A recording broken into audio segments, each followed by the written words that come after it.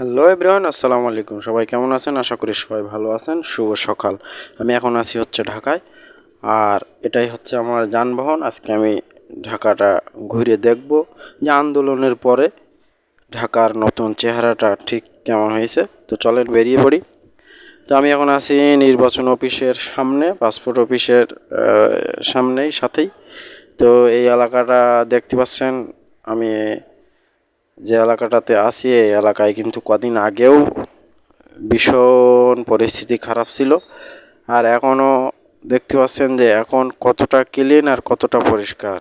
এটা হচ্ছে ইসলামিক ফাউন্ডেশনের ভবন, আর এটা হচ্ছে দেখতেই পাচ্ছেন আপনারা কত সুন্দর পরিষ্কার পরিচ্ছন্ন ঢাকা শহর। এরকম ঢাকা শহর আপনারা আগে দেখেছেন কিনা মনে হয় না যে আপনারা এরকম ঢাকা শহর আগে দেখেছেন। তো ছাত্ররা পারে না এমন কোনো কাজ আশা করি নেই, সেটা তারা দেখাই দিয়েছে। আর আল্লাহ পাক সহায় ছিল বলে আজকে বাংলার মানুষ কতটা স্বাধীন দেখতে পাচ্ছেন, যে কতটা অত্যাচারের ভেতরে ছিল।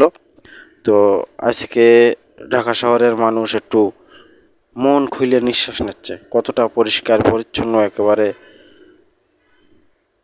মানে রাস্তাঘাট দেখলেই আপনারা বুঝতে পারবেন, এখানে আলাদা করে কিছু বলা লাগবে না যে ঢাকা শহরের অবস্থাটা এখন কি।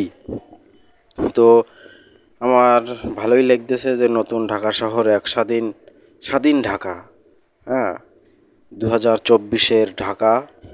এই ঢাকাটা এর আগে আমার মনে হয় না কোনো মানুষ দেখেছে।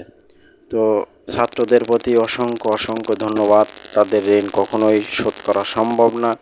তারা দেশের জন্য যে ত্যাগ করেছে, তারা দেশের জন্য যে কষ্টটা করেছে, আসলে নতুন প্রজন্ম যারা আসবে তারা এই ছাত্রদের এই ত্যাগটা মনে রাখবে।